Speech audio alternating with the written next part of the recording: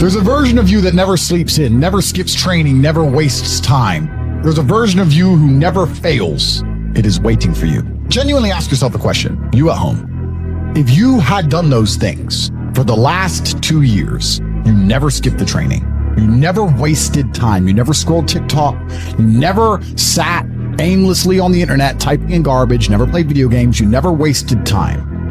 You never skipped training. You were training every single day. You never slept in. You were never lazy.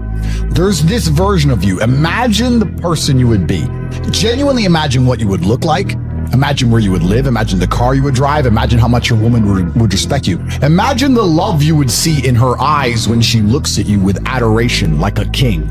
Imagine your existence. That person is waiting for you. And the only thing that's stopping you from being that person is your monumental laziness. You can have it. The universe is very giving. It will give you anything you work for. I've never seen somebody try for something with all of their might and not get it. The only people who do not have the things they want are the people who do not try for them. I've never seen a person wake up and say, my only dedication in life is to solve a Rubik's Cube and fail. You are not stupid. You are not incompetent. You are lazy and arrogant. It's extremely important you understand that that person is waiting for you and you are declining that version of yourself. In the multiverse, in the many different versions of the universe that exist, there is a version of you that does those exact things. And he is a greater person than you can even fathom. You can transform yourself into that guy. You can be a top G. That's exactly what I did. I knew who I was going to have to end up being before I became that person. My brother and I are not from rich families. We were not from advantaged beginnings, but I knew I had to be a big, strong, fighting billionaire. That's what I knew I had to be. Discipline is the key to success. If you cannot force yourself to do something you don't want to do, how are you ever going to put yourself through the suffering required for greatness? If you cannot force yourself to train when you do not want to train, if you cannot force yourself to work when you don't want to work, if you can't force yourself to not log into Pornhub or force yourself to eat right, how can you possibly ever become a monumentally successful person if you cannot control yourself long enough to do what must be done as opposed to what you feel like doing? The only people who get to live their lives based on how they feel are women and children. Children can cry because they feel like crying, as can a woman. A woman can start an argument because she feels like arguing, as can a child. A man must do what he is supposed to do irregardless of how he feels. That is the key component to masculinity, is discipline. If you do not have the discipline to dedicate yourself to anything, you are going to fail and be crushed by the people who can. If you only go to the gym when you feel like going to the gym, you're never going to be as strong as the people who go to the gym when they don't feel like going to the gym. That is a reality of life. So, I train every single day. I've actually heard from some people saying, you overtrain. And I explained to them, one, I don't believe in rest. I'm not you. I'm not pussy and I'm not broke like you are, Mr. Fitness Trainer, standing around the gym teaching people for $50 an hour. I don't need to listen to you. Secondly, I don't train because I want to get bigger. I train every day because it is difficult to train every day. It hurts. I don't want to. I wake up and I'm busy. I have other things to do. I don't feel like doing it. So I force myself to do it 7 days a week, 365 days a year, so that I know I'm the kind of person who can do what he doesn't want to do when it needs to be done. I am that man. And it's more of a mental exercise than a physical exercise at this point. How can you ever outcompete me if I can force myself to do the things I don't want to do and you cannot? Discipline is absolutely essential for success, and you'd get very comfortable and very used to the idea of understanding that on your path to greatness, there are going to be long periods of time where you hate what you are doing, where you are dissatisfied with the actions you must undertake, where you are tired, where you are stressed. That is why it is difficult. That is why most people won't make it. If the path was easy, everybody would walk it and it would lead nowhere. 100 people start the path, 99 fall off because it is difficult, and the one person who makes it to the end gets the gold. If all 100 made it to the end and the gold was divided by 100, it wouldn't even be worth anything. The difficulty gives it value. The fact that it is difficult to do is the key component into the fact you want it in the first place. If it wasn't difficult, everyone would have it and you wouldn't want it because no one would respect it. It's supposed to be hard. Life is supposed to be hard. You're supposed to think this is terrible. You're supposed to suffer and smile through the pain regardless. Discipline is the key to success in all realms as a man. And if you lack it, you stand no chance. You can give most people a roadmap to success. You can give them a Ferrari with a full tank of gas. And a lot of people still wouldn't make the destination because they would say the drive is too far away. Quitters, they don't have the discipline. You can tell them exactly how to do it. You can give them the mechanism to get there, but they don't have the discipline to complete the drive and end up at the destination. That is the majority of Earth. This is your competition. People who, even if they are told what to do and people tell them exactly how to do it and help them do it, still quit, still fail because they lack discipline. Even me, with my monumental powers, I can't make a quitter successful. It doesn't matter how good I am. It doesn't matter how easily I make it for them to succeed. It doesn't matter how compendious and concise and powerful the real world is. It doesn't matter how much I text them and motivate them, how many emergency meetings I do to try and talk to them and hype them up, how much motivation I give them. It doesn't matter what I do. If they are a quitter, guess what they're going to do? They're going to quit. No matter how simple the map is to read, no matter how fast the Ferrari is, somewhere along the drive, the sun's going to get in their eyes, and they're going to sit there and go, I don't like this, this is hard, and they're going to quit. Quitters are the number one type of people that nobody can help. If you're a quitter, I can't help you, life can't help you, God himself cannot help a quitter. So if you lack discipline, you lack the very basic building block to any type of success which exists on the planet. By every single metric which can be measured with science, you are going to stay a loser and a failure. The key is to keep training. If you train hard every single day, you don't have to worry about a little bit of vitamin C. It's true. If you don't train and you don't smoke, you're still going to be a pussy. Yes. The answer is always hard work. As soon as you are granted life, you are guaranteed death. What you do in between is up to you. You are all conscious. That could end tomorrow, that could end in 100 years. But the time between the beginning of your consciousness and the end of it is completely up to you. Training is never the wrong decision. If you're in jail, you should train. If you are free, you should train.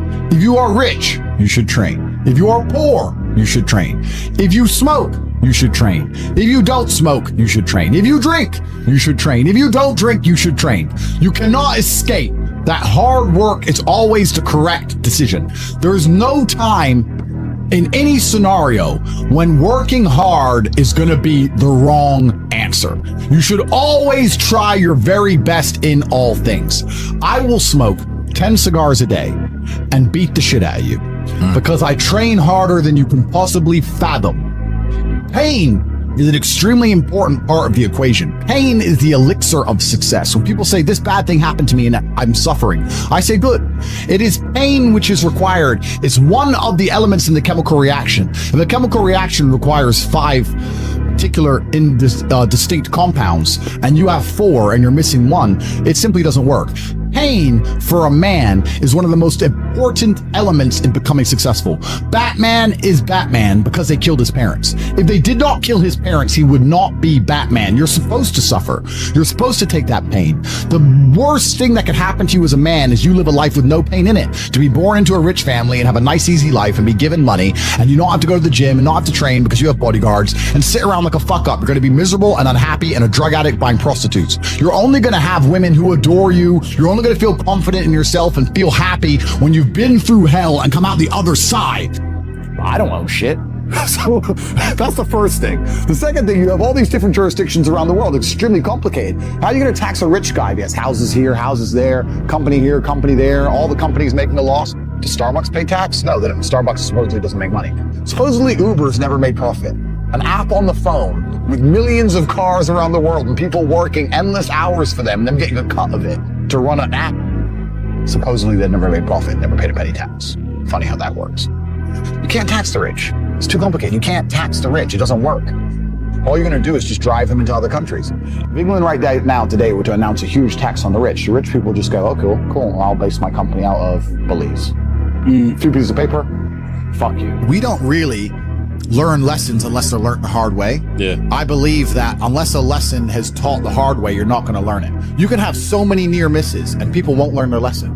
Bro, you must know a guy who goes out there, nearly crashes his car, doesn't slow his ass down till he wrecks it. Yeah. Like, this is how people are, right? So you need that pain for the lesson to sting enough to really genuinely go inside of your mind. And it's the same with everything. It's the same with driving a car or business. Truthfully, if you want to learn a lesson about business, you're going to have to suffer at some point, right? So we always say that most people are not successful with their first companies, X, Y, Z, blah, blah, blah. I get that. The truth is there's a lot of people who make a lot of money with their first company, but they just act an idiot and it all blows up in their face. And that's how you get the discipline on your fourth company, that when you have 3 million in the bank, you just leave it there. You know, and don't be done with it. So you need to go through some pain. You need to experience some negative things. You need to have to a degree some trauma to really even learn any lessons. So yeah, business studies, you're right. The book, that's not going to teach you anything about business. You need to get out there on the streets. You need to make mistakes. You need to suffer. You need to have the tax man knocking at your door. You got to deal with all that stuff so that you make sure it doesn't happen again. I really think that humans are stupid enough to only learn the hard way. That's kind of how it works. The problem with owning something is that it can be taken. So let's look at it the American way. In America, litigation is a big problem. Everyone gets sued all the time. So you don't want to own anything, because if you get sued, then you're going to have to pay that debt, and you might have to sell your assets to pay that debt. Not if it's a company though, if it's a limited company. Correct. This is the point. So people don't own anything themselves. Okay, so anything that comes it's a limited company owns it, trust owns it. Exactly. So you understand what I'm saying? Yeah. Look at the Panama Papers. Yeah. Look at it. And then it gets really complicated. And this is what I'm saying, where the average Joe Schmo at home has no idea how this stuff works. Because let's look at Nike, for example. Nike doesn't pay any tax. Why does Nike not pay tax? Well, I'll give you a very simple version. They have two companies. One set up in Belize with a 1% tax rate. One set up in Europe. The one set up in Europe sells Nike trainers, pays all the staff, pays the stores, sells all the shoes, makes all the money, all of them, makes millions and millions and millions in profit. The one in Belize owns the trademark. So after 100 million, 200 million, whatever it is, comes into the European company. The European company has a debt to Belize to use the trademark of all the profit. Isn't that coincidental? Yeah, right. That goes to Belize. Then Belize government comes along and goes, give us 1%. Nothing. Boom, boom, done. That's paid. It's all a scam. It's all a lie. It's all a scam. The person who get fucked, it's always the same. It's the guy in the middle. Yeah. The guy in the middle is going to get wrecked. It makes me laugh when they talk about, we're going to increase taxes, da-da-da. When they talk about increases taxes, they're not trying to chase down the billionaire on his yacht, because they can't. They're trying to chase down the guy with an address, who can't move, can't leave. He has a mortgage debt, 2 kids and a dog, living somewhere in Sunderland, and he's stuck there. I walk in a gas station, put a mask on. No. I won't serve you. Okay, is the gas free? Because I've filled up. So you're going to take my money, or I'm going to have free gas? No, you have to pay. Well, then fucking serve me, dummy. Put a mask on. No. It's just some stupid mistake. In the end, they take my money. It was a big waste of everybody's time. And I'd say to them, bro, you're earning 700 pounds a month working for a corporation that wouldn't give a fuck about you if you got stage 5 cancer. Why do you care? If I worked in BP and someone walked into my gas station and decided to start a fire in the corner and barbecue some sausages, I wouldn't give a some. I'd be like, please stop, bro. Whatever. Like, why do these people, they're so fervently passionate about the rules of the BP station? But do we need people? Slave in your mind. Do we need slaves though? Because obviously we need people to work and do those jobs that obviously the free people can't do. And this is the full circle realization. You get to the point where, as frustrating as it was, you need this slave class of people who buy bullshit so that I don't have to do bullshit stuff, which is great. But usually the bullshit people can't tell me what to do. It's only during COVID they were allowed, and now that's all over. They can't tell what to do anymore, so it's fine. But if you're and not everybody's mind can be free, because in society it would break down. But of course, some people's minds are designed for freedom and some people's aren't. But it's amazing when you're talking to the slave mind, trying to get through to them. You have two choices. Either you understand what's happening in the world today and you're on the side of good and you're fighting against the Matrix, or you've accepted all the Matrix programming to pretend that there is no battle, and then by extension, you're going to end up fighting against your own mind. And you're going to be in a fight either way. Your mind's either right and you're fighting externally against the enemy, or you've accepted the Matrix programming and you're sitting there fighting against your own depression, your own anxiety, fighting against your own struggles inside of yourself. You're going to fight anyway. There is no way to avoid this. So you have to make a decision. Do you want to have control of your own mind and control of yourself and fight for God and fight on the side of good against evil?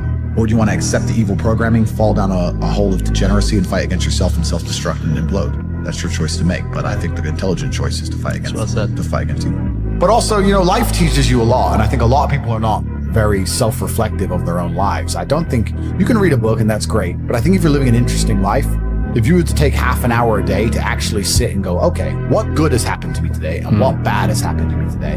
Why have those things happened? And how can I prevent them from happening again? Most people don't, that kind of crap doesn't even cross their minds. Like every day I will sit at the end of the day and go, what bad has happened to me today?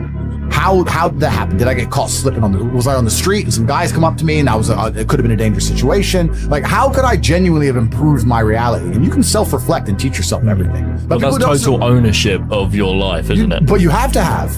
But a lot of people don't. You have to have ownership of everything good that's ever happened to you and everything bad that's ever happened to you. I have complete ownership for the fact I was canceled. I don't sit there and go, oh, they're lying about me. Yes, they're lying, but I still own it completely. They're lying about me and they're talking shit, but I own it and I took responsibility for it. And I sat there and I took absolute accountability and I thought, okay, how can I turn this in my favor? And I beat them. If I'm walking down the street and it starts to rain, I take responsibility for that. I didn't have to be in rainy London. I could have been somewhere else. I could have brought an umbrella. Could have took a car. I am responsible for getting wet in the rain. And there's people out here who just don't take any responsibility for their own actions, let alone the weather. If you take complete self-accountability and you self-reflect, you can learn a whole bunch about life. But could you not just say that it's raining, this is unfortunate? No, but that's what losers do.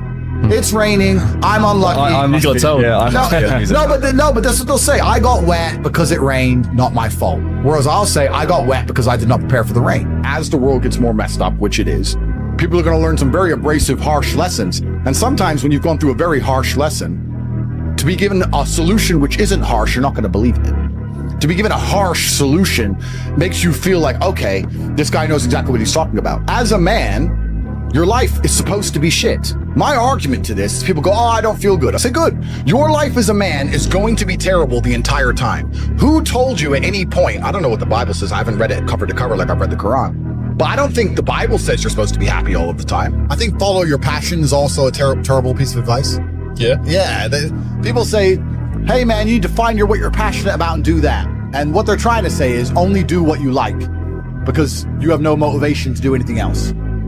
And motivation in and of itself is a scam. I don't believe in motivation. I believe in discipline. I am not motivated to do the things I'm supposed to do every day. I don't wake up full of like joy that I have to go to the gym or that I have to work or gotta deal with crap. I don't feel motivated to do them. I'm disciplined. I do them regardless of how I feel. Whether I'm in the mood to do it or I'm not in the mood to do it, it gets done. That's discipline. Discipline's a real thing. Motivation is fleeting. Yeah. You're never going to be permanently motivated. So if someone comes along and says, oh, do what you're passionate about, what they're saying is you'll have endless motivation and then you'll be able to try hard. If you're the kind of person who can only try hard at something he enjoys, then you're going to fail. Because most things you enjoy don't pay any money. If they paid money, you wouldn't enjoy them. It's called a job, right? Nobody likes their job. You like your hobby. I'm sure you like playing video games. Maybe 1%, 0.1% can make money from video games, right? Most people, you ain't ever going to make it. Yeah. Do you think the guy in China who owns a concrete plant is passionate about concrete? Do you think he's sitting there stroking it at night, naked in bed? Fuck no. It's money. Be passionate about success. If you're passionate about money, then you can be passionate about anything. I'll be passionate about any business on earth that pays me. If you pay me $1 billion to dig that hole, I'll be very passionate about that hole. I will dig that hole with passion for the cash. Yeah, because you know the cash. For the money. Yeah. That's right. So when people come along and say, oh, you need to find something you're passionate about, follow your passion. Bro, you're going to follow your passion to the fucking food bank. You're never going to make any money that way. You have to sit there and go, what is going to pay me? It's not about detaching yourself from your emotions. I feel every single emotion. It's just like using them all in a positive direction. Yeah. If I feel extremely happy and excited, I'm going to use that as motivation or energy to do amazing things and do good and work hard. If I feel absolutely depressed and distraught, I'm going to use that as endless energy and motivation to do amazing things and work hard. It doesn't matter what you give me. Energy cannot be destroyed. It can only be converted and transferred. It doesn't matter what fuel you give me. If you give me diesel, petrol, kerosene, vodka, doesn't matter what you put inside of my engine. Hard work is going to come out. Absolutely. That's all I know how to do. Yeah. That's all I know how to do. It doesn't matter what fuel you put in my engine. My engine only knows how to do one thing, and that is succeed. That's all I know how to do. Yeah. So it doesn't matter what you feed me with. I'm going to be massively successful regardless. When I was broke, when I was on a council estate in Luton, I thought everyone was poor. And now that I have money, it kind of feels like everyone's rich. I go to buy a plane and they're like, no, I'm sold out. Don't you fucking sold out planes? I go to buy a Bugatti and they're like, sold out. I'm like, all the shit. Who are these people? Yeah, everyone's bought everything. Yeah. And it's crazy how many people out there have such ridiculous sums of money, truly ridiculous sums of money. There are so many rich people in the world, and it's kind of like your reality is based off. It's the Matrix, right? If you're broke, everyone's broke. If you're rich, everyone's rich. And a lot of people have this separation. I was lucky to live in both worlds, but a lot of people have this separation. Yeah. So I've had this conversation with a bunch of people, and my basic premise is that I refuse to believe in things that take power away from me. If you are in a haunted house and you believe in ghosts, you're scared of the haunted house. If you're in a haunted house and you don't believe in ghosts, you're just in a house and you don't care. So I don't like the idea when someone explains to me the idea of one day waking up and being miserable and not wanting to live anymore, and it's nothing to do with my circumstances, and I have no power over it, and no matter how good my life is, I'm still going to feel terrible and I'm going to want to die. That's not an idea I subscribe to. That's not a reality I'm ever going to want. But that's for a myself. reactive depression, isn't it? You can be reactive depressed for the day, for example, or Feeling, for a while. Or even chronically, yeah. feeling depressed is real. Yeah. Depression as a disease, I do not subscribe to. The idea, I believe, that if you feel depressed, something is depressing you, and you should try your best to fix it. You should take control of your life and do your best to fix it. The idea, but they don't say that. They don't talk that. They say depression like it's this magic thing that comes out the sky and it gets in your brain. You're sad no matter what, and there's nothing you can do about it, and you need to only take pills. And I think that's a very bad way to look at the world, and that's a bad idea to subscribe to. And if you start to feel depressed, let's say your girl leaves you, you start to feel depressed, but you believe in the idea of depression, you're now going to start diagnosing yourself as clinically depressed, self-hypnosing yourself into hypnotizing yourself into being clinically depressed. And it's amazing how you can speak things into existence. I cannot become depressed because I don't believe in it. I think we're here to struggle and to learn. I don't think we're here to be happy. That's why when we keep going back to the happy argument, I've always found that kind of frustrating and annoying. When someone goes, oh, but I want to be happy. Why? Why? Why do you want to sit there and laugh? Like you were happy your entire childhood. That's your happy days. You're allowed to be happy. That's right. It's all over now, right? You're a man. You have responsibilities. I think we're here to do important. Provide, protect, and we're also here to do important things. And important things are going to be difficult, and they're going to be hard, and you're going to get frustrated. But that's what gives you purpose. I don't see anyone who's chasing happiness. I think that's a very feminine frame. I understand why some women just want to be happy. I don't know how it feels to be a girl because I'm not one, but in my experience, I know women who just want to be happy. Girls just want to have fun. Fine, but you're a man, right? And if you're a man, then it's absolutely an utterly different experience of life. I think we're here to struggle. I think we're here to endure pain. I think we're here to just see how hard we are to kill. I think that going through terrible things and living through them and coming out the other side is one of the most fantastic things about being human. I think that it's almost like once you understand what life is really about, there's no emotion which isn't enjoyable. The only emotional state which can be seen as detrimental is feeling nothing at all. But if you're sitting at home and you're feeling truly heartbroken, at least you're feeling something, right? And I think that's the whole part of being human. I think we're here to struggle. I think we're here to go through pain. That's so I wake up each day and go, what can I attack? What problem can I solve? And look at history. Why did Genghis Khan wake up and want to conquer the whole world? Why did Napoleon conquer the world? Why did Alexander the Great conquer the world? Just wake up and just say, give me this, give me that. I want all of it. I need to, there's an army there. They're really big. We're better. It's intrinsic. You need to go and conquer. That's the purpose of life. I think the world is a violent place. I think there's violence all around us. I think that I view the world in a violent way. And I don't mean that in a negative context. I say a lot of things and people take them as negative, but I see them as positive, right? Like I say I'm an angry person and people imagine me to be like unhappy. I'm super happy, but I'm angry. Angry is motivating to me. You can't sleep if you're angry, so you better work, right? So I'm an angry guy, but I'm a happy guy. And I see the world as a violent place. I've always seen it as a violent place. If most people look at a tree, they see a beautiful tree, right? If I look at a big, strong, beautiful tree, I think he must have fucked up every other little sapling around him. He took all the water, took all the nutrients, he destroyed them all. There was once 20 trees, and all 19 are dead. And I got one tree left, the big G, top G tree. Top tree. Hey, that's it. That's violence. Violence got him there, right? He destroyed his enemy. That's how he got to the top. You see a beautiful tree, I see violence. You understand? And that's the true nature of the universe. You have to learn that you have to take things from other people. And by taking it, I'm not saying go rob a bank. I'm not saying that. I'm saying completely the opposite. You can be a philanthropist. I'm taking money from everyone inside of HU, but I'm changing their lives. It's a good thing. You can take money in a positive way. Most people don't look at life that way. And when you look at life that way, you need to start identifying. One of the things we teach inside of HU is to identify every single time your money is taken from you. The only thing I will say I don't like about being banned is that you get 3 lives when you attack powerful people. They first ban you and try and shut you up. Secondly, they'll put you in jail for something you didn't do. And thirdly, they'll kill you.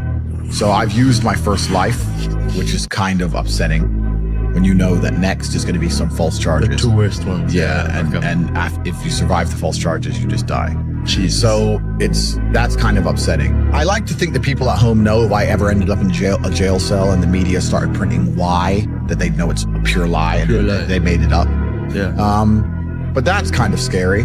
Outside of that, The ban in and of itself has not, I don't care. It's made no difference to my life. You need to get a piece of paper or understand on a scale of 1 to 10 and say, how stressed do I want to be?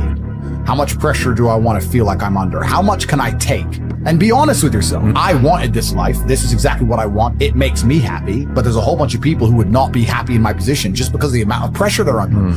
In my last cancellation, we had press trying to find my mother, family members doxxed. My last 20 ex-girlfriends called and offered a bribe, effectively 100,000 pounds to do a negative story on me. None of them turned. Bank accounts frozen, travel bans, all my social media is deleted. All over the news, national news, I'm evil. Press releases in the schools saying that I'm bad for young men and I'm misogynistic. Like, most people are not prepared for that level of pressure. I slept fine. Most people would be like, whoa. There are death threats. Like, most people can't handle that. I can handle it fine. Most can't. You have to decide what you want to deal with. So when you're setting your expectations, it shouldn't just be about how much money you want to make. It's truly about how stressed and how much pressure do I want to be under. I actually enjoy it. I'm a warrior. I'd be bored in the other way. I want people coming for me. That's what I want. But if you don't want that, then don't build a life that does that. I think if I were to talk to Tyson, or Tyson were to talk to anybody, he'd say the same thing. He'd say, look, end of the day, even if you're struggling, it's you that's gonna have to get up and get the work done and change your life. I think that a lot of the help, which is being purported now by the system, by the Matrix, isn't designed to help. I think it's designed to keep people in this state of depression, because when you're depressed, you're submissive. You don't care about what happens to you if you're depressed. Depressed people aren't gonna riot against a new law or against COVID tyranny because they're depressed. They're too busy. They're at home and they're sad. I think that keeping everybody in a degree of semi-neutral depression, semi-sad, is good for their ability to control all of us. So when they go on the TV and say, you're depressed, it's a disease, you can't fix it, there's nothing you can do about it, it's not your fault, I think they're just trying to reinforce in your mind that you're never gonna get better. I think if they really cared, they'd say, like Tyson Fury says, you're depressed, but you can beat this. You can do this. I don't hear them saying that very often. They just sit there and say, everyone's depressed and it's normal. Accept it. And I don't accept that. I don't accept that. I don't think people should sit there and accept that they're sad. Change it. I think only you can change it. That's what I believe. God created us to learn and understand ourselves and understand other people and understand the world. And what did I say earlier? I said that you don't learn a lesson or you don't appreciate something without pain. So you have to struggle to learn anything. There's only two ways to learn things, the hard way or the harder way. If you're smart, you can learn the hard way. But in my experience, 99% of the planet only learn the hardest possible way. If the lesson's even 85% effective, they'll make the same mistake. It's only when they completely decimate and destroy an element of their life do they sit there and go, oops, now I get it. No. That's how it goes. If you start with a good team, you're gonna make it. That's really true. Brotherhood in and of itself is so valuable. If you sit around with 20 people and none of them are lazy and none of them are snakes, you're gonna be fine. So you need to have people you can give work. This guy's in charge of this thing. That guy's in charge of this Delegate thing. people, different roles, different tasks. Absolutely. You gotta have a team, you gotta have a network. And my network is so strong, that's one of the big advantages I have. I have people around me who I can genuinely, seriously trust. Hey man, thank you very much for watching this video until its very end. I highly appreciate it. I don't regret absolutely anything. I don't operate in that frame. I think that it's still a lot of people think that this is the end of me and they don't understand this is absolutely not just the beginning. My only concern now is becoming too big. That's my concern. I'm worried about becoming too influential, too big. There's nothing that God hates more than sloth and laziness. If God were to create a man and that man were to sit around and do fuck all, God will frown upon you. It's why you're never lucky. If you're listening to this and you think I'm never lucky, I'll tell you why, because God dislikes you because you're fucking lazy. Start to work. Start to show God the beauty of his own creations. You'll be amazed how lucky you'll become. God is unhappy with these people. And inside their hearts, they're unhappy. We talk about depression, anxiety, all those things you mentioned earlier on this podcast. You loathe your own weakness. You loathe your own laziness. This is what all of these things are. I don't feel depression. How can I feel depression when I'm the most powerful version of me that I could ever fucking be? Most men are walking through life and they don't realize that it's constant competition. Every single pound they want, someone else wants. Every single girl they want, someone else wants. And they're just sitting there just fucking floundering and wandering through life, unaware of how competitive the world is. And this is my point. If the world is truly that competitive, you do not have time to be depressed because it's a non-competitive mind state. You could be depressed for X, Y, Z, whatever. I'm not depressed. And I want the money you want, and I want the girl you want, and I want the status you want, and the car you want, and the house you want. I'm gonna get it and you're fucking not. I don't give a shit what happens to me in my life. I don't care how bad it is. I don't care if the worst, most heinous things I could possibly imagine happen to me. I know that my sadness, my depression will be temporary because I will never stay a loser. It's against my creed. It's not my DNA. All of your minds are broken. You can't even focus on anything anymore. You're right. You are constantly distracted to the point where you can't even appreciate the good things in your life. You're distracted. Your minds are broken. You need to rewire your mind and resist the slave programming. If you cannot control your own mind, then you are just a feather in the wind of life, because your own mind is the only thing you can control. You can't control the weather. You can't control people. You can't even control whether your heart stops beating. You might have a heart attack tomorrow.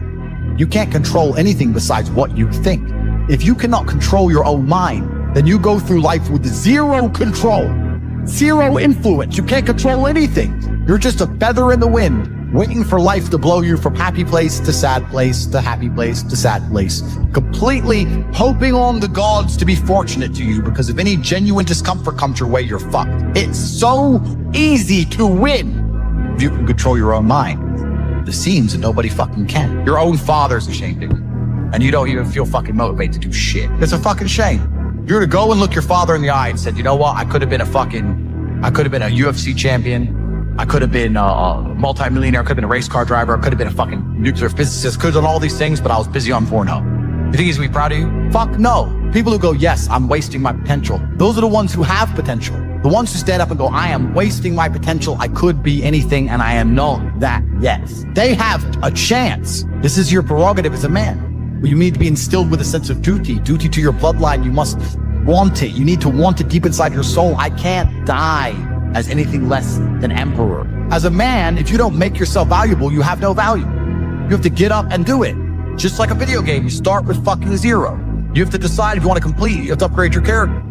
So I find it amazing that men are going to play video games and fuck about and waste their time instead of upgrading their character. Everyone knows what to do. You know what you have to do. If you had to become the most dangerous, intelligent, respectable man on the planet, you know you're supposed to go to the gym. You know you're supposed to train, learn how to fight. You know all these things. You don't do them. That's your decision. It's your prerogative. I didn't make that choice. I made the choice to do it all. I decided all. And every single man watching this can do the exact same thing, which is why I have very little pity when I do these streams and people think I'm arrogant or I'm rude to people. But if you've made a fucking decision to be less than you should be, then I believe you should be mocked for that. And me as a man, when I put myself through hell, when I have had such exacting, such stringent standards for myself, why would I then have less exacting, stringent standards on the people I meet? Why would I put myself through hell to be me and then meet someone who didn't put themselves through hell and then treat them like my equal? No, fuck you. I suffered when you didn't. So you're not my equal because you decided not to suffer. You have enjoyed comfort when I haven't, and that's fine, but don't expect me to look at you as my equal because you're not, because I put myself through hell. I put myself through hell because I decided to throw comfort away. For 10 years of my life, I was never comfortable. My basic premise is that I refuse to believe in things that take power away from me. The idea, I believe, that if you feel depressed, something is depressing you, and you should try your best to fix it. You should take control of your life and do your best to fix it. Let's say your girl leaves you, you start to feel depressed. But you believe in the idea of depression. You're now going to start diagnosing yourself as clinically depressed, self-hypnosing yourself into hypnotizing yourself into being clinically depressed. And it's amazing how you can speak things into existence.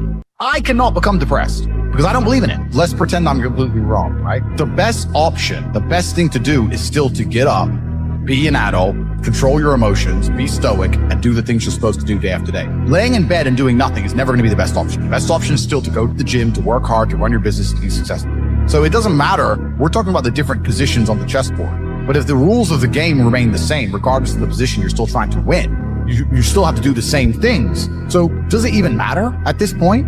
If you come along and say he's depressed because of X and he's depressed because of Y and he's depressed because of Z, and the answer to all of them is still the same thing, then I don't give a fuck why you're depressed. Yeah, well, what I'm saying is you're playing a game and it's a competitive game and you need to build a mindset that allows you to be ultra competitive. And if you want to sit there and say, no, I want a non-competitive mindset, then fine. You know what you call people who do not win competitions? Losers. Correct. This is just the bottom line of life. And it's kind of interesting because everyone pretends they give a fuck, but nobody does. Especially women. Women truly don't give a fuck. If you ask a woman the kind of man she wants, she will never say depressed or sad. Ever. She wants a man who is ultra capable, ultra competent. They want someone who is fun and spontaneous and charismatic and successful. They don't have time for sad dudes. They don't care. So the world doesn't care. The world has never given a shit about sad men. So if you're going to sit there and self-diagnose yourself as a sad man, you're going to have a shit life and nobody's ever going to give a fuck and you're going to perpetually lose forever. And that is your decision. I am so scared of being that person. The idea of that terrifies me to the point where I don't even want to accept that as a reality that can possibly exist.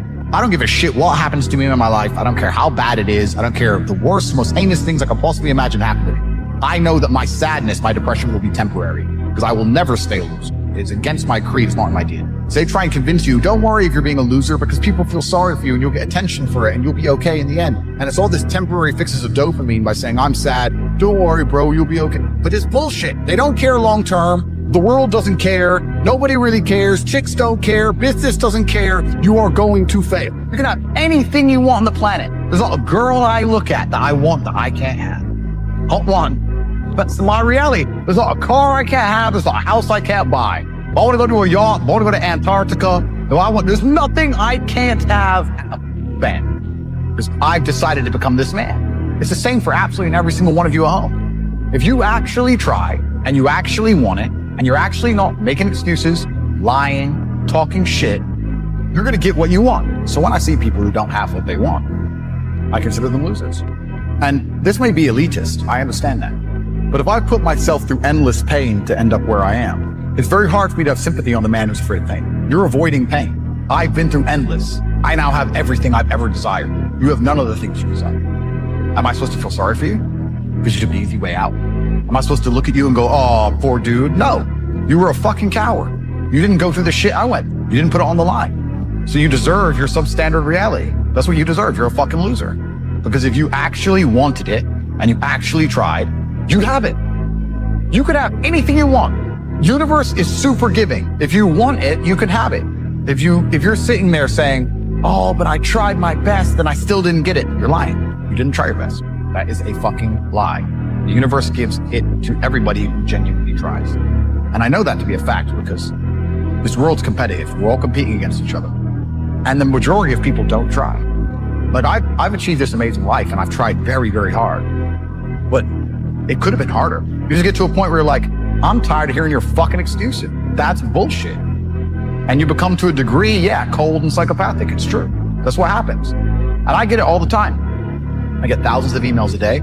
Everyone I grew up with, people I know, I get it all the time. They'll message me, hey man, just unlucky.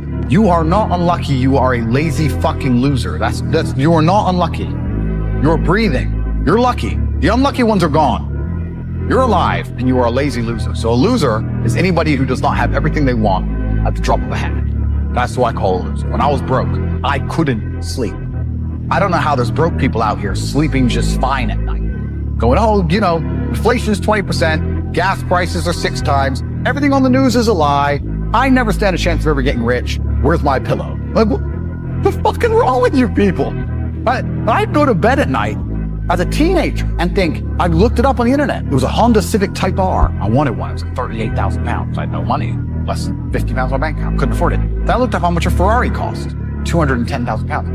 And I said to Tristan, my brother, I was like, there are people with 210,000 pounds for a car. How? If I worked my job for 6 years and saved every penny, if I walked to work and didn't eat, I couldn't buy this car. As a man, all of your value is going to be built. You're not going to be born with a value. You have to build it one way or another. You have to choose your path and build a value. So if you're not going to build a value, you're going to stay low value and you're going to cry your whole life. That's how it's going to go. Yeah, well, I think with anything, if you're going to learn anything, right? If I want to learn how to play piano, I'd like to see my teacher play piano. I think that's a very intelligent way to approach life. Like, I'm going to play piano. I've seen my teacher play piano. I want to learn to play piano at least to the standard of which my teacher played. If you're going to take blind piano lessons from someone who's never showed you they can play piano, you might not be learning piano correctly, right? I can teach anyone piano. I don't play piano, but if you're not going to ask me to prove it, I could sit my ass down and go A, B, G, play Jingle Bells, motherfucker, do it. Like, I'm sure I could. And I could talk tough about piano, like a lot of guys do about girls. No, when you play piano, no, you need to focus and all this crap. But if you've never seen me play the piano, then who are you learning from? So I think a lot of guys need to qualify their coaches, and that's not just with pickup, that's with anything in the world, right? Yeah. You want to be a professional fighter, a piano player, you want to be a scuba diver, you need to qualify your coaches. And if you don't qualify your coach, then I'm not even mad at the coach so much as I am the student. you have a low IQ if you don't qualify who you're learning from, right? So, and I'm going to be fair. I'm going to be objective. I do also think there's levels, right? So, there's a lot of scammers who shouldn't be teaching anything. But I also think there's some guys who aren't on your level. But if he's teaching someone way down here, maybe he can teach him a little. But personally, if I was at the very, very bottom, I'd still be looking for the best coach I could find. I wouldn't find someone marginally above me. I'd find the best of the best. That's my mentality, because I want to become the best of the best. So, yeah, there's a whole bunch of guys out there who are learning from, like you said, people who will tell them, never buy a girl a drink. You're not going to survive out here with beautiful women in a world walking around refusing to buy girls drinks. You're not going to find beautiful, good women who expect a masculine man if you're not going to pay $1 for a lemonade. It's just not realistic. Your value as an individual is directly linked to your ability to garner attention. You need to be able to garner and hold attention. So if you can talk to a girl and be funny, it's not the jokes that will get you laid. It's the fact that you can retain her attention, right? I say this all the time. People say to me, oh, Tate, of course you bang girls, you have a Lambo. And I say, listen, you know what a Lambo gets you? It's all that money, but you know what it gets you? It gets you a minute of her attention, because you have a Lambo, right? But if she talks to you and you're a boring fuck, she's not gonna, if you're boring, she's not gonna sit there and listen to you be boring for hours just because you have a Lambo. Like, she might be interested a little bit at the beginning, who's this guy? But if you ain't got game to follow it up, you're just a boring dork with money, right? She doesn't care. Girls you have to find a way to keep and hold their attention. And what's funny is, that's not just about pickup. That's about relationships. I have a lot of guys who come to me and they're like in marriages and stuff. And I'm like, bro, you've lost her interest. You don't have her attention anymore. And that's your fault. If I had a girl working for me for 5 years, making me millions of dollars, I had to every single day garner her attention. She has to want to interact with me every single day. That's a skill, right? That has to be learned. Push, pull, carrot, stick. You know this. You know what I'm saying. But a lot of guys just like, oh, well, I just want girls to just come to me and be a good girl. None of that's real. That's not realistic in the world we live in today. You need to be able to hold her attention, and if your attention is valuable enough, she'll be a good girl. And if you're not, and if it's not, she won't. And that's the reality. No single female I will ever sleep with is talking to other men or sleeping. The idea that because they're cam girls, they're hoes, and they get to fuck other guys, absolutely not. They are my women as much. They are completely loyal. Now, it's not fair because paternity isn't assured. From an evolutionary and biological standpoint, it's not fair. Men have always had multiple women, and women have been loyal to one man. You can't sit and say that it's fair for a woman to be fucking a bunch of guys. That's not fair, and that's not normal. No woman who works for me or a woman of mine is talking to or interacting with other men besides outside of that website for money. That's it. They don't have male friends. They don't go to the club without me. They are dedicated to me and their job. That is it. And that's what I try and teach guys how to do. I'm like, look, if a woman truly loves you, she doesn't want to be in the club with a bunch of dudes. Like, why does she even want to be there? My women don't even want to do that. They want me to take them, or they don't want to go. So yeah. And if they do want to talk to a guy or whatever, then it's like, okay, goodbye. You cheated on me, goodbye. You know, like I did, like, of course, at one time when I had 75 girls, of course I'd catch a girl every once in a while messaging to do. I'd be like, you're gone, bye. And she'd be like, you cheated on me. Why are you so mad? I just messaged him.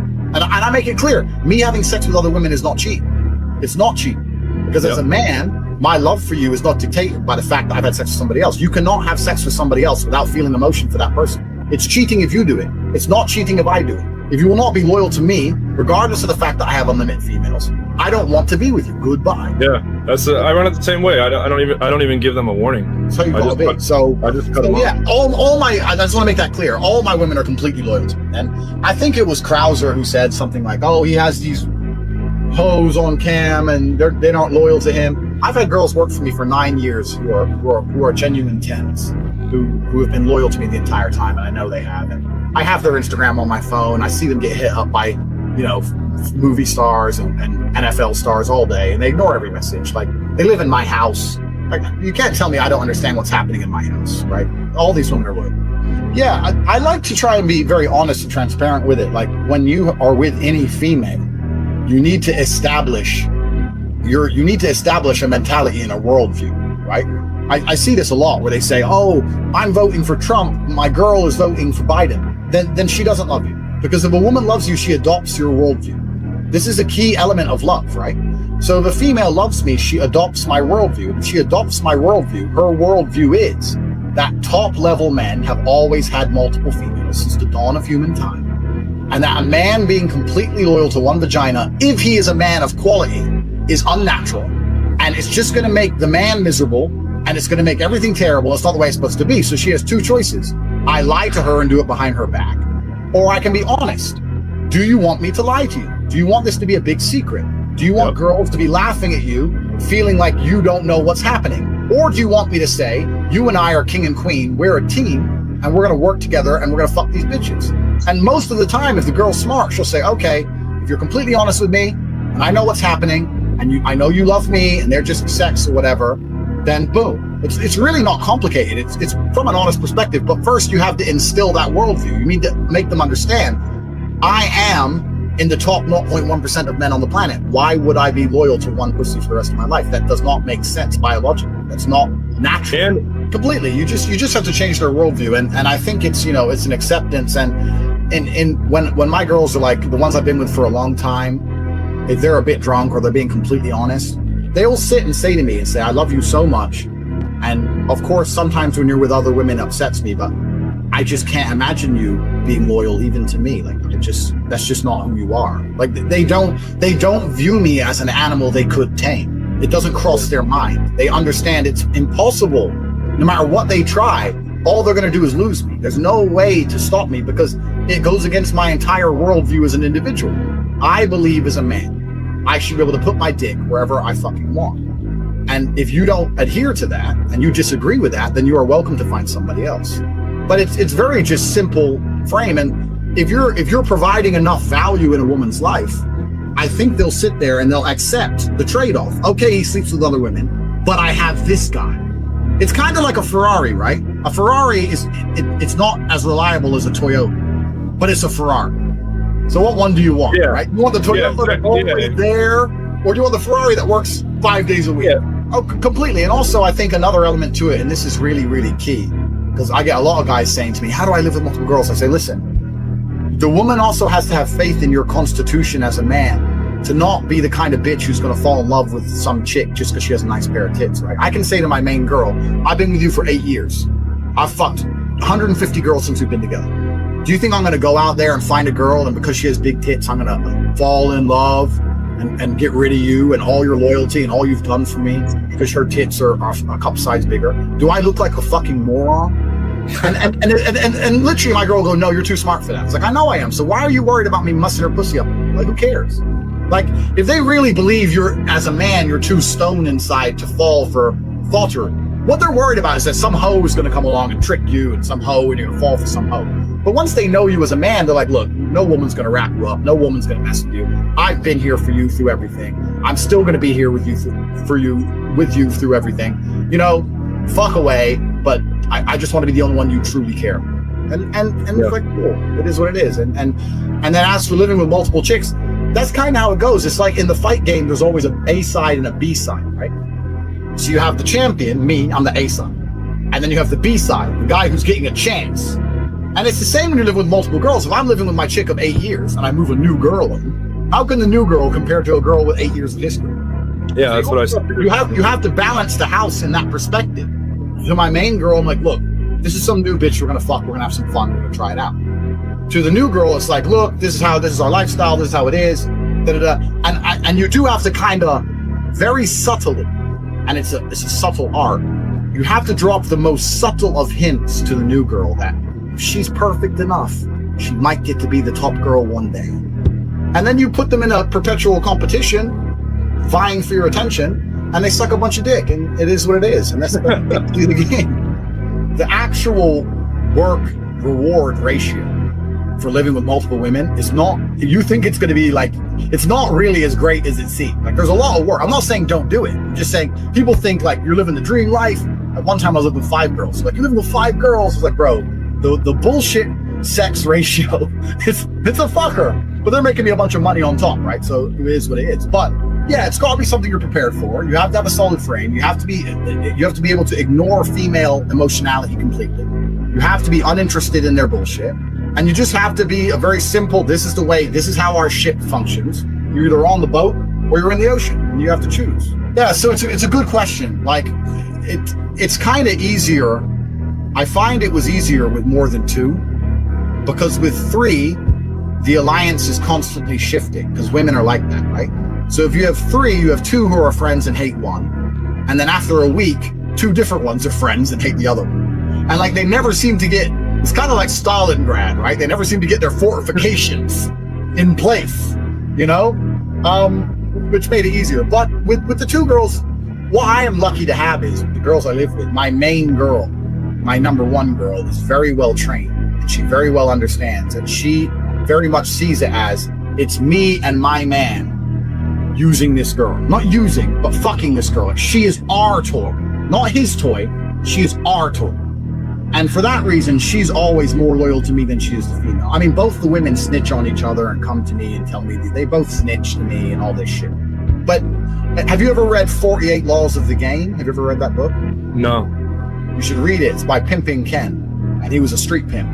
And he makes a very good point. One of the laws of the game is have a solid bottom bitch. And he's saying the key is, if you have one girl who truly is out, who understands you and is on your side, and you can use her to control other girls, it's so much easier.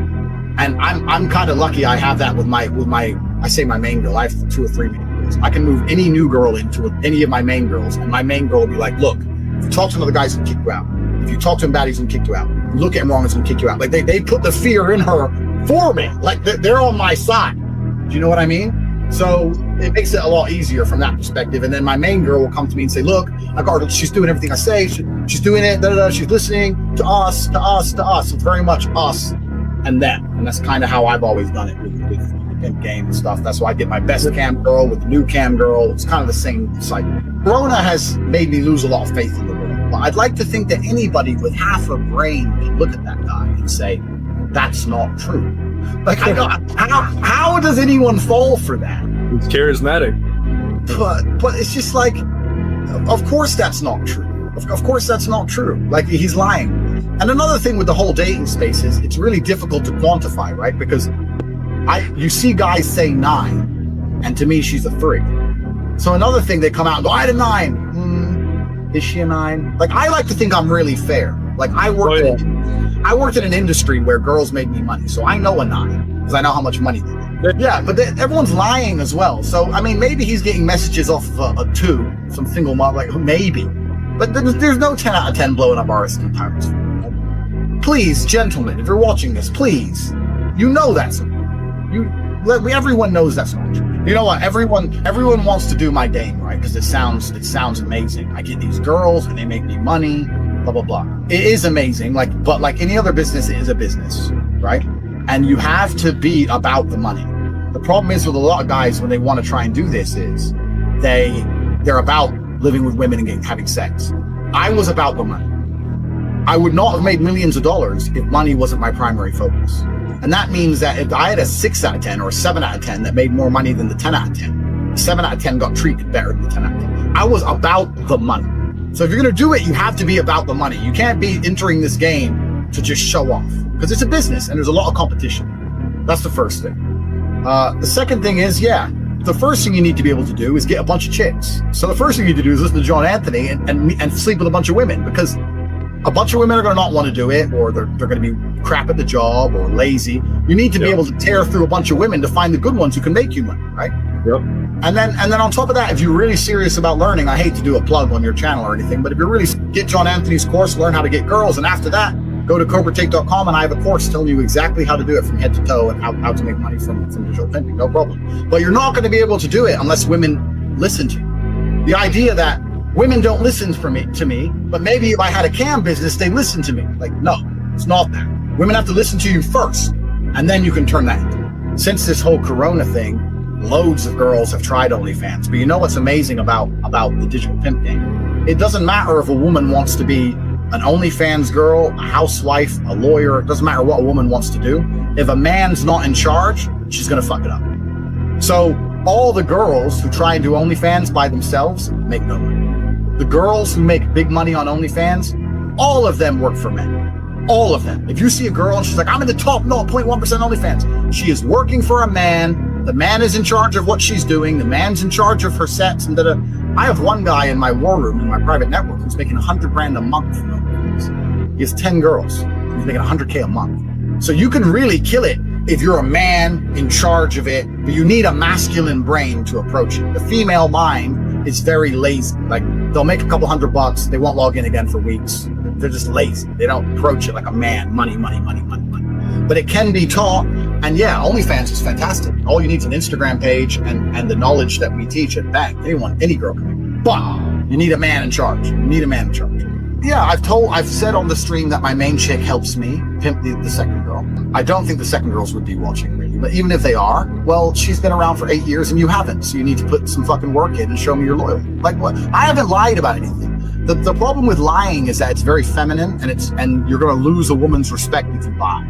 This is what a lot of men don't realize. If let's say you cheat, right, and you come home and you use lipstick all over your shirt. If you start going, no, my friend's girlfriend hugged me, blah, blah, and you lie, and then she catches you lying, now you look like a punk because you're scared of a girl. You won't even tell the truth to a girl, right? You don't have to be an insensitive person, but if you just say, look, I don't want to upset you, but yeah, it's a girl's lips. Like, what? If you tell the truth, she'll respect you more. None of what I have ever done has been based on lies. I don't lie, I don't deceive, I don't trick. People think, oh, he forced these girls onto cam, he seduced, he tricked them. There's no tricks, there's no lies. It's very just much like you earn $1,000 a month as a waitress. I'll pay you $5,000 a month to live in my mansion, step on my lap. Do you want to? Like, there's no lie, there's no trick. It's very honest. I'm an honest individual as a whole. So yeah, I don't think I've lied about anything. I don't have to hide anything. What have I lied about? Women don't want to be right, they want attention, right? So they don't care about winning an argument. You can't win an argument with a woman because no matter how many times you prove her wrong, she's not interested in being corrected. She's interested in attention. But this is another thing. Like, a lot of things can be sexualized, like, and I mean this in a completely normal way, but a lot of things can be sexualized. When you're at the apex of the game, all the things that women hate, the things that make them angry outside of sex, make them come in sex. I mean that, like, she's mad, right? She's mad. Like, I have girls who get mad that I'm with another girl. But if I'm fucking her saying, I can't wait to finish with you, I'm gonna kick you out, and I'm with another girl here, you're a skank, da-da-da. She's coming all over the place. So, like, it makes her mad outside of the bedroom, then she loves it in the bedroom. So a lot of the things that anger provoke an emotional response, and if you can sexualize it, then it's not so big a deal. So that's another angle that's part of the pimp game. It's a big part of it. It's a big part of it. There's a whole, the idea that, what are they saying? You have to hang out with people and get a social circle and then you're gonna get girls. They're just trying to make you join their social circle. That's bullshit. That's bullshit. I mean, if you're out and about, you might meet a female, yeah, sure. But also, I'm being honest with you. I don't know, in my social circle, I don't know men who roll with chicks who aren't theirs. Like, what kind of guys do you know that are just hanging around with all these female friends all the time? What kind of dudes are they anyway? Like, if you see me with a girl, she's my girl. Or she's a girl who I'm dating. Trying to get yeah, why would I be hanging around with 5 girls I want my friends to feel? Like, it's just weird. I don't think that's real. These are my 5 friends. We talk about Barbies all the time. They're my friends. You can fuck them. Like, if I had to say the easiest place in the world to get laid, I would say it's probably 2 places. For me, I thought it was either England, because English girls are fucking morons. And I mean that in, like, they're just stupid. Like, hey, do you want to come drink vodka and play video games? Okay. They're just idiots. Like, they're just dumb. And they don't have any expectations for you as a man. Oh no, they're not hot. We're talking about lay counts, so they're not hot. I'm just talking about, like, to get laid, England's pretty easy. If you want to sleep with beautiful women, I actually had, and I've heard bad things about this place, but personally, I had a lot of success in Sweden. Yeah, I mean, MLD hates my guts. Well, listen, and I mean this absolutely sincerely. This is not bravado, because what he does is he sits there in his little chair, angles the camera so he doesn't look small, and his glasses, and talks, I'm a tough guy, Please understand something. I grew up in a world where if I had a problem with somebody, we agreed a date, we agreed a time, we turned up and we got in the cage and fought. This was my career. This is what I did. This is how, it didn't matter what you said. All the words were cheap. There was a day and a time to do something. If Modern Life or Ryan is upset, I will put them on a first class ticket, first time they've ever flown first class in their lives, and I will fly them here. And on national Romanian television, we can enter the cage, and they can show me that they're a man. But if they're not prepared to do that, which they won't be, I mean, even if they come and say, yeah, I will, we'll send a contract. We can make this all very legal. If they're not prepared to do something about what I'm saying about them, besides bitch on their YouTube channels, which I don't watch, then who gives a fuck? Who cares if he hates me? Like, I own a Bugatti. Like, I'm an important guy. Like, I'll go shit. MLT hates me. Please. I don't care. I don't care. Like, I don't care. If he wants to do something, he can come get a whooping. But if he doesn't want a whooping,